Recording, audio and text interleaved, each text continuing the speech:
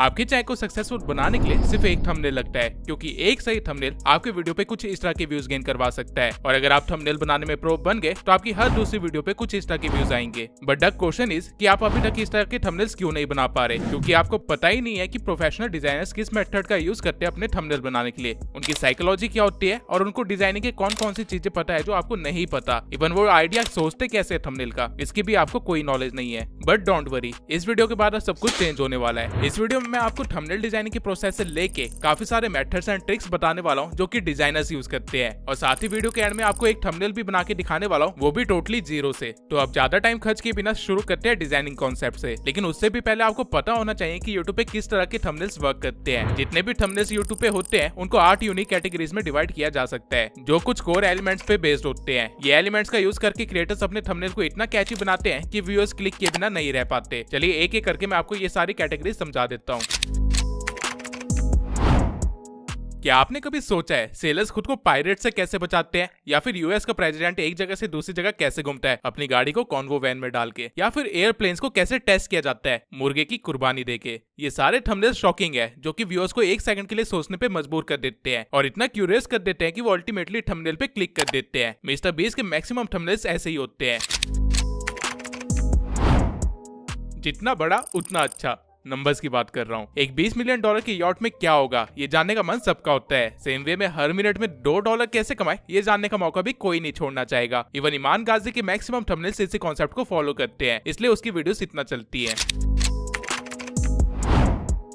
लोगों को इतना ज्यादा एडिटेड और आर्टिफिशियल चीजें देखने की आदत हो गई है कि जब इस तरह के सिंपल थंबनेल देखते हैं तो उनका दिमाग इस चीज को प्रोसेस ही नहीं कर पाता। एज अ रिजल्ट क्रिएटर्स को कुछ इस तरह के व्यूज मिल जाते हैं। यानी कि आज के टाइम में आप कह सकते हैं सिंप्लिसिटी गेट्स अटेंशन। क्वेश्चन पूछो और आंसर बताए बिना भाग जाओ। रियल लाइफ में ऐसा करोगे तो लोग आपके पीछे पड़ जाएंगे जवाब जानने के लिए, और यूट्यूब पे अगर ऐसा करोगे तो थंबनेल्स पे क्लिक आएंगे, वो भी दबा के। ठीक इस तरह ह्यूमंस आर सॉल्यूशन ओरिएंटेड, इस चीज का फायदा उठाओ। नए चैनल और व्यूज चाहिए, थंबनेल में कोई बड़ा क्रिएटर दिखा दो, काम बन जाएगा। ठीक इसी थंबनेल स्ट्रेटेजी का यूज करके मैंने अपने चैनल को स्टार्ट किया था, और मिस्टर बीस्ट के नाम से तो जितने भी चैनल चल रहे हैं सब यही कर रहे हैं। और ये चीज एक्चुअल में कितनी इफेक्टिव है ये खुद ही गेस कर लो। दोनों में से कौन से थंबनेल पे क्लिक करोगे? मेन कैरेक्टर को किसी बड़े ऑब्जेक्ट के अंदर रख दो या फिर पास में रख दो और व्यूज मिलियंस में गारंटेड है, क्योंकि ऐसी चीजें हमें नॉर्मल अपनी लाइफ में देखने को नहीं मिलती है। और अगर आपकी फीड में एकदम से कुछ ऐसा आ जाए तो बिना सोचे आप क्लिक जरूर करोगे। ये one of the most common use thumbnail design है। बेसिकली थंबनेल के टॉप पे एक टेक्स्ट लिख दो जो कि आपके टाइटल से लिंक्ड हो। मेरी मैक्सिमम वीडियोस जिन्होंने अच्छा परफॉर्म किया है उनमें यही डिजाइन यूज किया गया है। ये चीज आज से 5 साल पहले भी वर्क कर रही थी और आगे भी वर्क करती रहेगी। कुछ भी कंपेयर कर दो, cheap versus expensive, Android versus iOS, January versus April and so on, और आपको व्यूज आते रहेंगे। अब अगर आपको लग रहा है कि आपको थंबनेल्स की कैटेगरीज पता चल गई है तो आप भी किसी एक कैटेगरी को फॉलो करके खुद के थंबनेल्स पे क्लिक ले आओगे, तो आप गलत हो, क्योंकि बड़े क्रिएटर्स ऐसा नहीं करते हैं। उनको सारी थंबनेल्स कैटेगरी पता होती है और वो लोग इसे मर्ज करके अपने थंबनेल्स बनाते हैं, जिसकी वजह से उनके व्यूज सीधा 10x हो जाते हैं। मिस्टर बीस्ट तो इवन अपनी हर वीडियो के 10 थंबनेल्स बनवाते हैं और $10,000 से भी ज्यादा सिर्फ थंबनेल्स पे ही खर्च कर देते हैं, क्योंकि वो हर एक स्टाइल को बनवा के देखते हैं। लेकिन आपको इतनी मेहनत करने की जरूरत नहीं है। अगर आपको डिजाइनिंग पर्सपेक्टिव समझ आ गया तो आपको बनाने से पहले ही पता होगा कि किस तरह का थंबनेल वर्क करने वाला है, और फिर अब बस आपको उसे क्रिएट करना होगा। नाउ डिजाइनिंग के अंदर मैं आपको बेसिक चीजें नहीं बताने वाला कि कॉन्ट्रास्टिंग कलर यूज करो, थंबनेल को सिंपल रखो, वर्ड्स कम इस्तेमाल करो। ये सब ऑलरेडी आपको हर कोई दूसरा यूट्यूबर बता ही रहा होगा और बोल बोल के आपका सर भी खा चुका होगा। तो क्वेश्चन आता है कि डिजाइनिंग में हम लोग सीखने क्या वाले हैं। कंपोजिशन का मतलब होता है कि आपके थंबनेल का ओवरऑल सेटअप कैसा होगा, यानी कि कौन सा एलिमेंट कहां जाएगा और कैसे लगेगा। वहीं लेआउट का मतलब होता है उन एलिमेंट्स को बैलेंस करना और स्पेसिफिक एलिमेंट्स की अरेंजमेंट करना ताकि कंपोजिशन ना बिगड़े। नाउ इसके अंदर 3-4 चीजें आती है जो कि मैं आपको सिखा देता हूँ। अगर आपको नहीं पता रूल ऑफ थर्ड क्या है तो मैं आपको बता दूं कि ये कॉन्सेप्ट फोटोग्राफी में सबसे ज्यादा यूज किया जाता है। इस रूल के अकॉर्डिंग आपको अपने कैनवस को 3x3 के सेगमेंट में बांट देना है कुछ इस तरह से, और जो भी आपका मेन एलिमेंट है या फिर पर्सन है या फिर फेस है उसे लाइन ऑफ इंटरसेक्शन पे रखना होता है, ताकि फोटो के अंदर एक डेप्थनेस आए और एक फील आए। आप किसी भी बड़े यूट्यूबर को देख लीजिए, वो इसी रूल को अपने थंबनेल पे फॉलो कर रहा होगा। तो मेक श्योर आप भी इस चीज का ध्यान रखें, वरना आप भी कुछ इस तरह की गलतियां कर दोगे। अब आपने कभी सोचा है कि थंबनेल्स में हमेशा फेस या पर्सन लेफ्ट साइड में क्यों होता है? रीजन ये है कि हम थंबनेल्स को देखते नहीं है बल्कि आंखों से पढ़ते हैं और हमारी आंखों को लेफ्ट से राइट पढ़ने की आदत होती है। इसलिए आपको हमेशा अपने मेन एलिमेंट को लेफ्ट साइड में रखना है और सेकेंडरी एलिमेंट को राइट साइड में। बेसिकली जो चीज आप चाहते हैं कि ऑडियंस पहले देखे उसे लेफ्ट साइड में रखना है। थंबनेल के अंदर आपको मैक्स टू मैक्स 3 से 4 एलिमेंट्स ही रखने हैं, उससे ज्यादा नहीं। जितने कम एलिमेंट्स होंगे उतना ही अच्छा। मेरे मैक्सिमम थंबनेल्स जिन्होंने अच्छा वर्क किया है उनमें 3 एलिमेंट्स ही थे और मिस्टर बीस्ट की मैक्सिमम वीडियोस में तो सिर्फ 2 ही एलिमेंट्स होते हैं, जिनमें से एक तो उसका खुद का फेस ही होता है। मुझे एक डिजाइनर ने एक बात सिखाई थी जिसने मेरे थंबनेल को क्रिएट करने का पर्सपेक्टिव ही चेंज कर दिया। अच्छा थंबनेल वो नहीं होता जिसमें ऐड करने के लिए कुछ ना बचाओ, बल्कि वो होता है जिसमें रिमूव करने के लिए कुछ ना बचाओ। जिस तरह कोई भी ड्राइंग या आर्ट वर्क को डायरेक्टली नहीं बनाया जाता है, ठीक उसी वे में थंबनेल को भी डायरेक्टली नहीं बना सकते, उसको लेयरिंग करके ही बनाना होता है। यानी कि आपके पास एक फोरग्राउंड होगा, मिड ग्राउंड होगा और एक बैकग्राउंड होना चाहिए और ये तीनों चीजें बैलेंस्ड होनी चाहिए आपस में भी और ओवरऑल थंबनेल में भी। अब जिनको नहीं पता उनको बता दूं, फोरग्राउंड वो चीज है जो सबसे सामने होगी, बेसिकली हमारा मेन कैरेक्टर या फिर एलिमेंट। मिड ग्राउंड वो चीज है जो बीच में होती है, यानी कि सपोर्टिव टेक्स्ट या एलिमेंट। एंड बैकग्राउंड तो बैकग्राउंड ही है, इसको तो क्या ही एक्सप्लेन करूं। इसके सिवाय लेआउटिंग में आपको थोड़ी और चीजें ध्यान में रखनी है। जरूरी नहीं है कि आप हर बार मेन एलिमेंट को सेंटर में रखो, बल्कि मेन चीजों को साइड में रख के आप सेकेंडरी एलिमेंट को शो कर सकते हो, जिससे आपके थंबनेल में एक डायनेमिक फील आएगा। नाउ कंपोजिटिंग एंड लेयरिंग के बाद आता है डिजाइनिंग का अगला कॉन्सेप्ट, जो कि है कलर्स।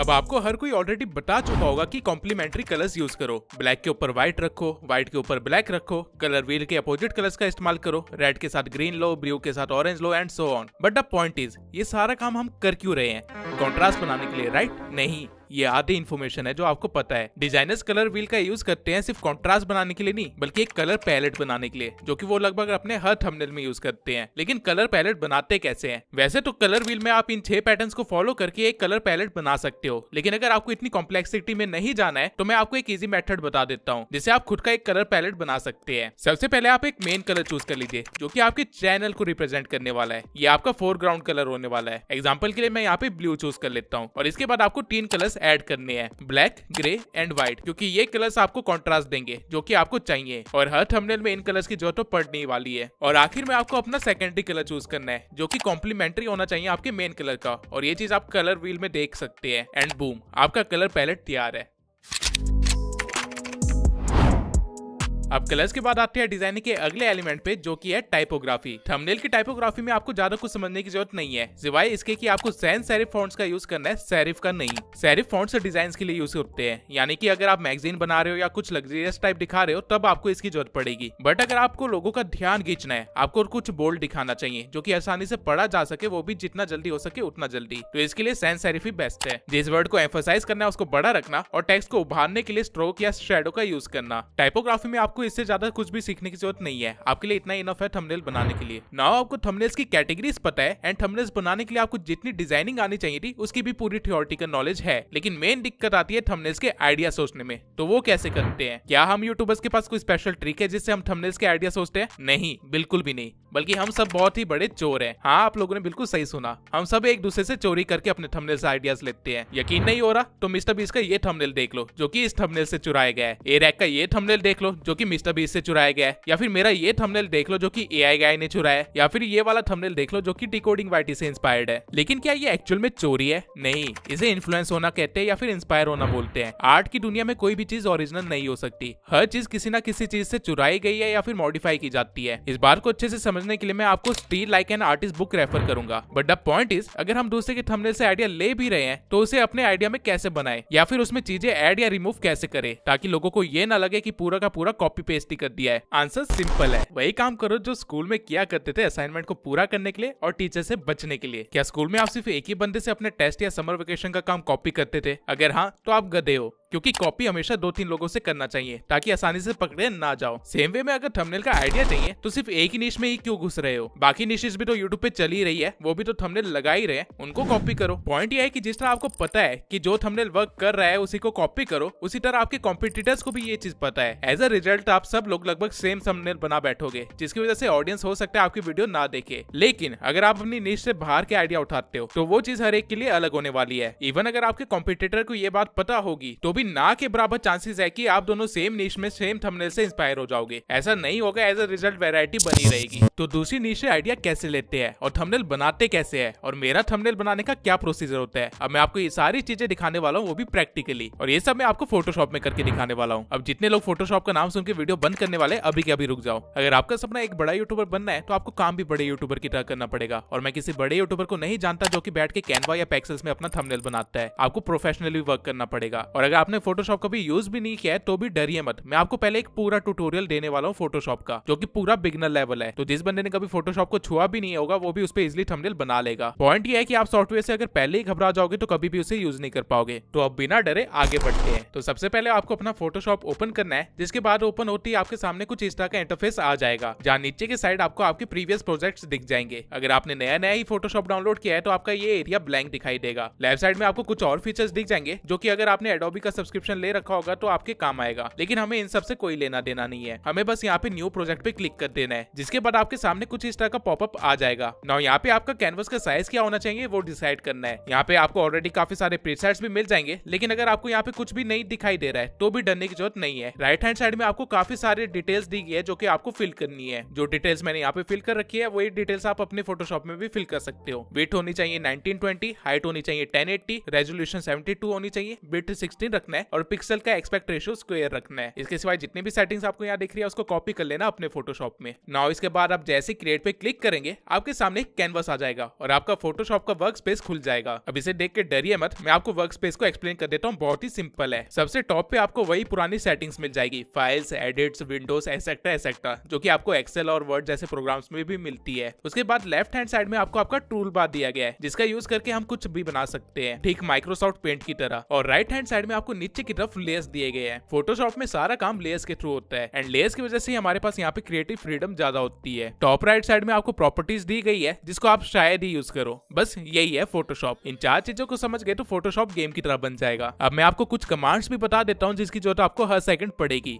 तो सबसे पहले अगर आप कंट्रोल दबा के अपने माउस व्हील को स्क्रॉल करते हो तो आप अपने कैनवस को लेफ्ट या राइट भेज सकते हो कुछ इस तरह से। बेसिकली आप अपने वर्क स्पेस में मूव कर सकते हो। वहीं ऑल्ट दबा के अगर आप स्क्रॉल करते हो तो आप वर्क स्पेस में जूम इन या जूम आउट कर सकते हो, जितना चाहे उतना। अब अगर आप नया ही फोटोशॉप सीख रहे हो और हो सकता है कि गलती से आपने अपने वर्क स्पेस को मैसअप कर दिया कुछ इस तरह से और चीजें इधर उधर हो गई है, तो आपको डरने की जरूरत नहीं है। आपको बस टॉप में यहाँ जो विंडो लिखा गया है वहां पे जाना है और देन वर्क स्पेस में जाके रिसेट एसेंशियल्स पे क्लिक कर देना है, जिसके बाद सारी चीजें अपनी ओरिजिनल पोजीशन पे चली जाएगी। नाउ यहाँ लेयर्स में आप इस प्लस वाले आइकन पे क्लिक करके नए लेयर्स को ऐड कर सकते हैं। और जिनको नहीं पता कि लेयर्स क्या होते हैं और ये कैसे काम करते हैं उनको मैं थोड़ा सा समझा देता हूँ। यहाँ टूल बार में आपको काफी सारे टूल्स दिए गए हैं, जिनमें से सबसे पहला टूल जो मैं इस्तेमाल करूंगा वो है ब्रश टूल। आप अपने ब्रश का साइज यहाँ से बढ़ा सकते हैं और उसकी हार्डनेस को भी कंट्रोल कर सकते हैं। और यहाँ कलर पे क्लिक करके आप कोई भी रैंडम कलर चूज कर सकते हैं। नाउ जब मैं कैनवस पे ब्रश रन करूंगा तो आप देख सकते हैं कि ये ब्रश मेरे लेयर 1 पे चल रहा है। बैकग्राउंड अभी भी बिल्कुल साफ है। वहीं अगर मैं एक और लेयर ऐड कर दूं और फिर कलर चेंज करके दोबारा से ब्रश को चलाऊं तो ये ब्लू कलर रेड कलर के ऊपर आ जाएगा। इसका रीजन ये है कि ब्लू कलर वाली लेयर रेड के ऊपर है। अगर मैं रेड वाली लेयर को ब्लू के ऊपर रख दूंगा तो रेड कलर कैनवस में ऊपर आ जाएगा, जैसा कि आप देख ही सकते हैं। इस आई वाले बटन से आप अपनी लेयर्स को अपनी मर्जी के अकॉर्डिंग हाइड भी कर सकते हैं। अब मैं आपको सारे इंपॉर्टेंट टूल्स बता देता हूँ जिसका आप इस्तेमाल करने वाले हैं। तो इसमें सबसे पहला है मूव टूल, जिसको यूज करके आप अपने कैनवस में चीजों को मूव कर सकते हैं। आपने जो भी लेयर सिलेक्ट की होगी उस लेयर के एलिमेंट्स मूव होने लग जाएंगे कुछ इस तरह से। इवन मूव टूल का इस्तेमाल करके आप एलिमेंट्स के साइज को बड़ा छोटा भी कर सकते हैं। और अगर आपको दोनों लेयर्स को एक साथ मूव करना है तो आपको बस पहले किसी एक लेयर पे क्लिक करना है और फिर कंट्रोल दबा के दूसरी लेयर पे क्लिक करना है, जिसके बाद दोनों लेयर सिलेक्ट हो जाएंगे एंड मूव टूल से आप इन दोनों को एक साथ ही मूव कर सकते हैं। डजंट मैटर यहाँ पे कितनी लेयर्स है, जो आपने सिलेक्ट किया होगा वो सब कुछ मूव करेगा। नाउ अगला टूल है सिलेक्शन टूल। अगर आप कैनवस पे कोई सिलेक्शन बनाते हैं और फिर किसी लेयर को सिलेक्ट करते हैं जिसके बाद मूव टूल का इस्तेमाल करते हैं तो सिलेक्टेड पार्ट आपका मूव होने लग जाएगा, बाकी चीजें नहीं होगी। आप कंट्रोल+D दबा के चीजों को डीसिलेक्ट कर सकते हैं। अगला टूल है हमारे पास लासो टूल। ये टूल भी सिलेक्शन का ही काम करता है, लेकिन इसमें आपको काफी सारे सब टूल्स मिल जाते हैं, जैसे कि मैग्नेटिक लासो टूल, जिससे आप बिना ज्यादा मेहनत किए किसी भी कॉम्प्लेक्स शेप को सिलेक्ट कर सकते हैं। आपको बस स्टार्टिंग में क्लिक करना है और फिर अपने माउस को शेप के आसपास घुमाना है और ये अपने आप ही सिलेक्शन बनाता चला जाएगा शेप के अकॉर्डिंग। लासो के नीचे आपको मैजिक वॉन्ड टूल दिया गया है जो कि कलर के बेसिस पे सिलेक्शन बनाता है। इवन आपको हर टूल के ट्यूटोरियल्स खुद एडोबी प्रोवाइड करता है, आपको बस स्टार्ट करना है। अब इसके बाद यहाँ पे जो इंपॉर्टेंट टूल है वो है इरेजर। इरेजर का साइज आप अपने कीपैड में इस वाले बटन से भी बड़ा छोटा कर सकते हैं। आपको डिलीट का बटन यहाँ मिल जाएगा जिससे आप डायरेक्टली लेयर्स को डिलीट कर सकते हैं। अगर कोई इमेज कैनवस में इंपोर्ट करनी है तो बस उसे ड्रैग एंड ड्रॉप करो और वो खुद कैनवस पे आ जाएगी, जिसे आपको यहाँ पे कंफर्म करना है और फिर इसको आप अपने मर्जी के अकॉर्डिंग चला सकते हो। कंट्रोल टी दबा के आप किसी भी चीज को छोटा बड़ा कर सकते हो, लेकिन ये एक सिमेट्रिक वे में होगा, यानी कि हर जगह से वो इक्वली इफेक्ट होगा। लेकिन अगर आप कुछ ऐसा करना चाहते हो तो आपको शिफ्ट दबा के कोई भी एक कोना पकड़ लेना है और फिर उसको स्ट्रेच कर देना है और आपका काम हो जाएगा। अगर गलती से कोई गलती हो जाती है तो आप कंट्रोल जेड दबा के उसे अंडू भी कर सकते हो। नाउ आई होप आपको फोटोशॉप के बेसिक्स तो आ ही गए होंगे एंड आप अब काम करने के लिए रेडी होंगे। मैंने एक बहुत ही क्विक ट्यूटोरियल दिया है क्योंकि वीडियो थंबनेल्स के ऊपर है, लेकिन अगर आपको फोटोशॉप को डिटेल में सीखना है तो आप देवेश के चैनल पे जा सकते हो और वहाँ पे हर एक चीज डिटेल में सीख सकते हो। जिनको नहीं पता उनको बता दूं, देवेश एक डिजाइनर है और मेरा थंबनेल क्रिएटर भी। मेरे चैनल के मैक्सिमम थंबनेल्स हम दोनों ने एक साथ ऑनलाइन बैठ के बनाए हैं। नाउ आई गेस आपको फोटोशॉप भी आ ही गया है, तो आइए थंबनेल क्रिएट करते हैं। तो मान के चलते कि मुझे एक थंबनेल बनाना है on the topic how to make best thumbnails. तो इसके लिए सबसे पहले मैं YouTube पे जाऊंगा और सेम टॉपिक को सर्च करूंगा। ये चीज आपको हमेशा करनी है ताकि आपको पता चल सके कि मार्केट में कौन कौन से थंबनेल्स ऑलरेडी बन चुके हैं और कौन कौन से थंबनेल चल रहे हैं। नाउ यहाँ पे आपको जो थंबनेल दिखे जो कि दूसरे के चैनल पे वर्क कर चुके हैं, आपको उनको डाउनलोड कर लेना है या फिर एसएस ले लेना है। फॉर एग्जाम्पल यहाँ पे इस थंबनेल को डाउनलोड कर लेता हूँ। अब मैं स्क्रॉल करता रहूंगा जब तक मुझे कुछ और आइडियाज ना मिल जाए। अब यहाँ पे आप देख सकते हैं कि आकाश वर्मा का थंबनेल बिल्कुल सेम है थिंक मीडिया के थंबनेल जैसा, और दोनों को ही अच्छे व्यूज आए हैं। दैट मीन्स की ये स्टाइल वर्क कर रहा है। थोड़े और नीचे आने पे मुझे एक और थंबनेल मिला जो कि छोटे चैनल पे भी वर्क कर चुका है, तो इसे भी मैं सेव कर लूंगा। इसके बाद मुझे एक और थंबनेल मिला जो कि थंबनेल से रिलेटेड टॉपिक पे तो नहीं था, लेकिन उसमें एक सेंटेंस काफी क्लिकेबल था, तो मैं इसे भी सेव कर लेता हूँ। सेम टाइप ऑफ सेंटेंस इस लड़की ने भी लिखा है, यानी कि ये सेंटेंस लोगों को क्लिक करने पे मजबूर कर रहा है। नाउ इसके बाद मुझे एक और वीडियो मिलती है जिसमें 3 मिलियन से भी ज्यादा व्यूज है, और वो भी 3 साल पुराने वीडियो,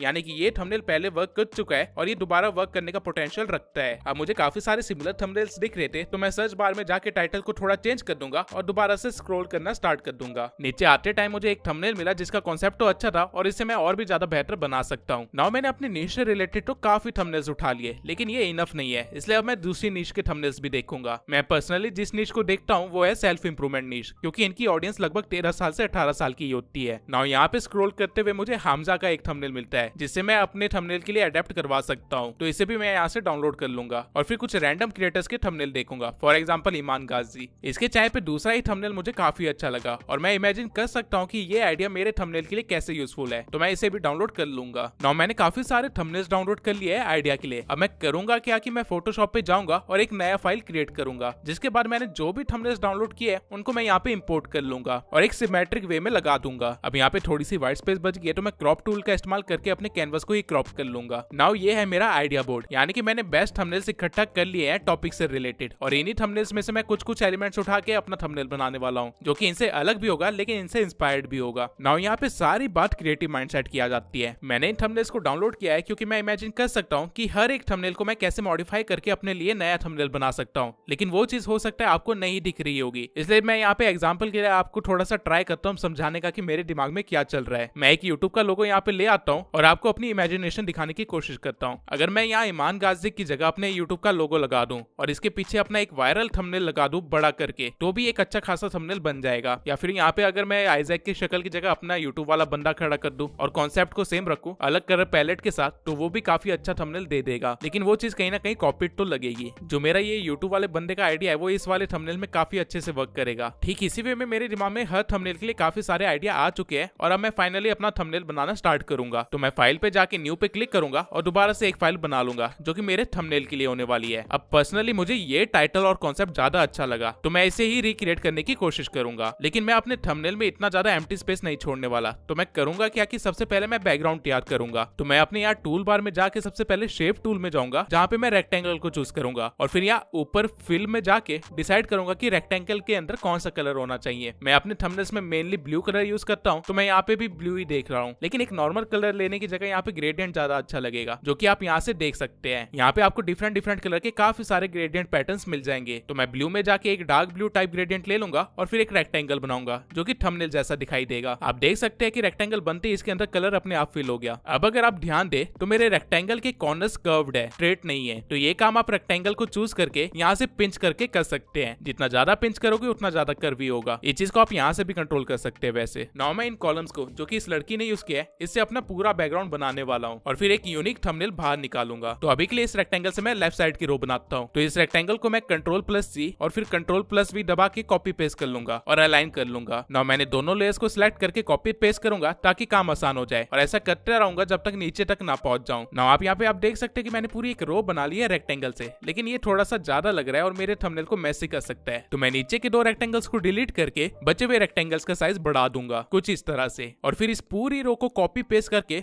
मैं ऐसे ही रोज बनाता जाऊंगा जब तक मेरा कैनवस कवर ना हो जाए। नाउ आप यहाँ पे देख सकते हैं कि ये करते करते मैंने यहाँ पे कितनी सारी लेयर्स क्रिएट कर ली है। इवन मुझे अपना लेयर वाला पैनल पूरा दिख भी नहीं रहा है, मुझे यहाँ स्क्रॉल करना पड़ रहा है। तो मैं करूंगा क्या कि ऊपर वाले पैनल को थोड़ा सा छोटा कर लूंगा ताकि मुझे सारी लेयर्स दिखाई दे, और अगर ये काफी नहीं है तो मैं यहाँ से इस पैनल को थोड़ा सा डिलीट भी कर लूंगा। अब ये सब करने के बाद भी मुझे यहाँ पे काफी सारी लेयर्स दिख रही है, तो मैं क्या करूंगा कि इनका एक फोल्डर बना लूंगा। आपको बस एक रो के सभी रेक्टेंगल्स को यहाँ लेयर्स में सिलेक्ट कर लेना है और फिर यहाँ पे क्लिक कर देना है, जिसके बाद वो सभी लेयर्स इकट्ठा होकर एक फोल्डर में चले जाएंगे और इस फोल्डर का आप अपने अकॉर्डिंग नामकरण कर सकते हैं। ठीक ऐसा ही मैं सभी रोज के साथ करूंगा, जिसके बाद मेरे पास यहाँ पे इनफ स्पेस होगी और मैं सभी लेयर्स को एक साथ देख पाऊंगा। अब यहाँ पे जो हमारा बैकग्राउंड है वो व्हाइट है और वो अच्छा नहीं लग रहा है, तो इसके लिए मैं पहले इस लेयर को अनलॉक करूंगा और यहाँ से फोरग्राउंड यानी कि टॉप का कलर ब्लैक रख दूंगा। जिसके बाद मैं शिफ्ट प्लस बैक स्पेस दबाऊंगा तो सामने कुछ ऐसा पॉपअप आ जाएगा और ओके दबाने पे ब्लैक कलर पूरे कैनवस पे फिल हो जाएगा। ये चीज आप यहाँ पे देख सकते हैं। ना मुझे ये टेक्स्ट चाहिए तो मैं यहाँ टेक्स्ट टूल को सिलेक्ट करने के बाद टेक्स्ट लिख दूंगा और पूरे टेक्स्ट को सिलेक्ट करके यहाँ से इसका कलर चेंज कर लूंगा। डबल क्लिक करने के बाद आप यहाँ से फॉन्ट भी चेंज कर सकते हैं। इस थंबनेल में सैंस सेरिफ से ज्यादा सेरिफ फॉन्ट अच्छा लग रहा है तो मैं उसे ही यूज करूंगा और टेक्स्ट को अलाइन कर दूंगा अपने कैनवस से। अब मुझे एक टिक वाला PNG चाहिए तो वो मैं PNG विंग की वेबसाइट पे जाके डाउनलोड कर लूंगा और अपने कैनवस में इंपोर्ट कर लूंगा और उसके साइज को सेट कर दूंगा टेक्स्ट के अकॉर्डिंग। नाउ यहाँ पे मेरे पास अपना टाइटल भी है, यहाँ पे PNG भी है, लेकिन ये स्टिल ऊपर वाले पूरे एरिया को कवर नहीं कर रहा है, तो मैं इसे थोड़ा सा बड़ा कर लूंगा ताकि ये इजिली विजिबल रहे। अब ये जो हमारा बैकग्राउंड है ये काफी ज्यादा ब्राइट है और बैकग्राउंड डल होना चाहिए ताकि मेन एलिमेंट ज्यादा इजिली देखा जा सके। तो मैं सभी ग्रुप्स को सिलेक्ट करूंगा और यहाँ से उनकी ओपेसिटी को थोड़ा सा कम कर दूंगा। अब किसी ग्लिच की वजह से मेरा ये लेफ्ट वाला कॉलम सिलेक्ट नहीं हुआ है तो मैं लेफ्ट वाले कॉलम के ग्रुप पे क्लिक करूंगा और उसके अंदर के सभी लेयर्स को सिलेक्ट करके उनका एक साथ यहाँ से ओपेसिटी कम कर दूंगा। अब मुझे यहाँ से दिख रहा है कि टेक्स्ट की अलाइनमेंट थोड़ी सी गड़बड़ है तो मैं दोनों को एक साथ सिलेक्ट करके उन्हें भी ठीक कर लूंगा। अब जिस तरह हमारे रेफरेंस में एक थंबनेल अलग कलर का दिखाया गया है हमें भी वही करना है, तो इसके लिए मैं एक न्यू लेयर बनाऊंगा और दोबारा से रेक्टेंगल शेप को चूज कर लूंगा। अब आप ये देखिए कि आपका सेकेंडरी कलर जो आपने चूज किया है वो मेरे कैनवस में डार्क ब्लू है, तो मैं गूगल पे जाके कलर विद देखूंगा ताकि मुझे ये पता चल सके कि कौन सा कलर इसके साथ बेस्ट कॉम्प्लीमेंट करेगा। हमारे केस में ऑरेंज या रेड परफेक्ट रहेगा, तो मैं वापस फोटोशॉप पे आके रेक्टेंगल के अंदर रेड ग्रेडियंट फिल कर दूंगा और इस बार एक बड़ा सा रेक्टेंगल बनाऊंगा। ना मुझे इस रेक्टेंगल को सेंटर में अलाइन करने में दिक्कत आ रही है तो मैं कंट्रोल R दबा के अपने वर्क स्पेस में रूलर्स को ले आऊंगा और ड्रैग करके इससे सेंटर में एक लाइन बना लूंगा, जिसके बाद मैं अपने रेक्टेंगल को यहाँ पे परफेक्टली फिट कर लूंगा। अब ये परफेक्ट जगह बैठ तो गया है लेकिन इसका कलर हल्का सा पिंकिश है और मुझे रेड या ऑरेंज चाहिए, तो मैं यहाँ पे इसे चेंज कर लूंगा और आप देख सकते हैं कि अब कितना अच्छा कॉन्ट्रास्ट बन चुका है और हमें यही तो करना था,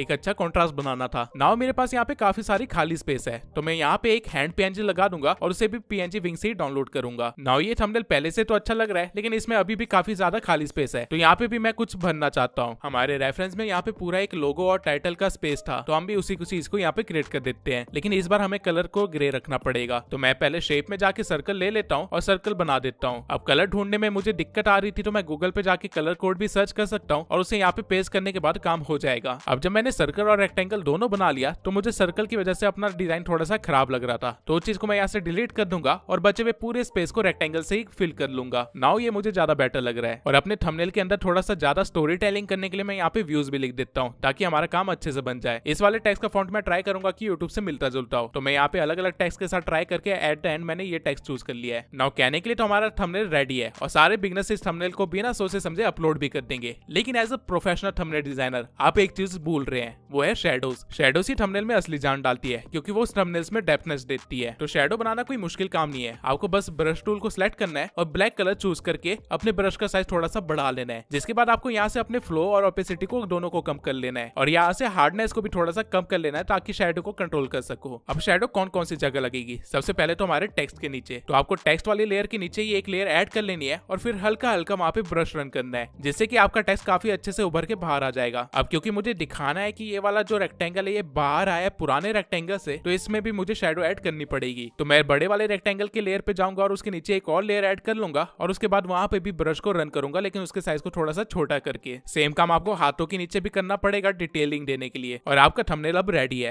लेकिन एक्सपोज सेटिंग में हो सकता है कि आप जब ये थंबनेल अपलोड करो तो आपके थंबनेल के पिक्सल फट जाए, और मुझसे हमेशा पूछा जाता है कि मैं ऐसा क्या करता हूँ जो मेरे थंबनेल्स इतने क्रिस्पी होते हैं, इतने ज्यादा अच्छे टेक्सचर के साथ होते हैं। तो आज मैं आपको वो सीक्रेट भी बता देता हूँ। आपको 4 बटन एक साथ दबाने हैं, कंट्रोल, शिफ्ट, ऑल्ट और ई। जिसके बाद आपके पास एक न्यू लेयर होगी जिसमें आपके पूरा डिजाइन होगा। इसको सिलेक्ट करने के बाद आपको फिल्टर में जाना है और कैमरा रॉ फिल्टर चूज करना है। जिसके बाद आपके पास आपके थंबनेल के कॉन्ट्रास्ट, सैचुरेशन, टेक्सचर जैसी चीजों को कंट्रोल करने का ऑप्शन मिल जाएगा। आपको यहाँ पे मेक श्योर करना है कि आप टेक्सचर को थोड़ा सा बढ़ा दो और अपने थंबनेल में थोड़ा से ग्रेन दे दो, बहुत ही थोड़े से। और बाकी चीजें जो जो आपको आपके थंबनेल के अकॉर्डिंग अच्छी लग रही है उसको उस तरह से आप ड्रैग कर सकते हो। नाउ ओके पे क्लिक करने के बाद मेरा पूरा थंबनेल तैयार है और इसे अब मुझे बस एक्सपोर्ट करना है। तो एक्सपोर्ट करने के लिए आपको फाइल में जाना है और एक्सपोर्ट पे क्लिक करना है। जिसके बाद आपको एक्सपोर्ट एज पे क्लिक करना है और जेपीजी फॉर्मेट चूज करके क्वालिटी को फुल कर देना है। और ध्यान रखना है कि यहाँ पे थंबनेल का साइज 2 MB से कम ही हो एंड आपका काम हो गया है। आप इवन thumbnailpreview.com पे जाके चेक भी कर सकते हो कि आपका थंबनेल अलग अलग डिवाइसेस पे कैसा दिखेगा। तो ये होता है प्रोसीजर एक थंबनेल बनाने का। लेकिन क्या पहली बार में इतना अच्छा थंबनेल बन जाता है? नहीं, डिजाइन बनाते बनाते समझ आता है कि आप क्या बना रहे हो। फॉर एग्जाम्पल जो थंबनेल मैंने आपको अभी बना के दिखाया, सेम थंबनेल को बनाने के लिए हमने इन डिजाइन से होते हुए गए थे। नाउ आई नो आप में से काफी सारे लोग सोच रहे होंगे कि थंबनेल बनाना मुश्किल है, लेकिन ऐसा नहीं है। आपको अगर एडवांस लेवल की एडिटिंग नहीं आती है तो आप थंबनेल टेम्पलेट्स भी बाय कर सकते हो, जो आपको पहले से काफी सारे यूनिक डिजाइन देता है और उसे आप अपने अकॉर्डिंग चेंज या मोल्ड भी कर सकते हो। देवेश ने एक ऐसा ही टेम्पलेट का बंडल बना रखा है जिसमें काफी सारी निशेस के थंबनेल डिजाइन है और साथ ही मेरे भी काफी सारे थंबनेल्स के टेम्पलेट है। तो आप उसकी वेबसाइट पे जाके वो बाय कर सकते हैं, लिंक मैंने डिस्क्रिप्शन में दे दिया है। लेकिन अगर आप मेहनत करने के लिए तैयार है तो आप देवेश के चैनल पे जरूर विजिट करना, क्योंकि उसने मेरे काफी सारे थंबनेल्स को ब्रेक डाउन किया है और वो भी काफी ज्यादा डिटेल में। इवन उसने फोटोशॉप की पूरी एक प्लेलिस्ट भी बना रखी है, तो आप बिगिनर लेवल से लेकर एडवांस लेवल तक का पूरा फोटोशॉप सीख सकते हो उससे। और इवन आप डिजाइनिंग की भी काफी सारी चीजें सीख सकते हो, क्योंकि वो एक प्रोफेशनल डिजाइनर है। नाउ मैं अज्यूम कर रहा हूँ कि आप थंबनेल बनाना सीख गए हैं, लेकिन अगर आपकी वीडियोस देखने के बाद लोग आपको सब्सक्राइब ही ना करें तो इसका सॉल्यूशन मैं इस वीडियो में दे चुका हूँ, तो make sure you watch it.